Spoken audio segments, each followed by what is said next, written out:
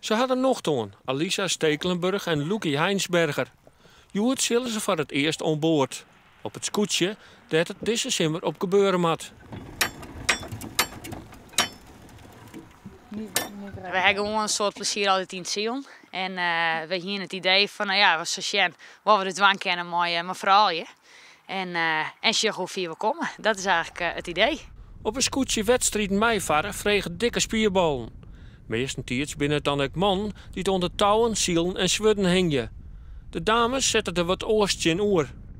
Ik denk als we slim varen en alles op het juiste moment aanpakken, dat we wel best wel dat probleem zeg maar, kunnen oplossen. En we blijven misschien altijd wel iets kracht tekort komen of zo, maar ja, dat is dan maar zo. Maak het beste ervan. Tietig Eelien wie er ook al eens een vrouwtjesteam, maar dat team werd disqualificeerd. Omdat er een bemanningslid onder het boekdoensje wie op het dek. Dat wie Rinske Balsma van Ljouwert.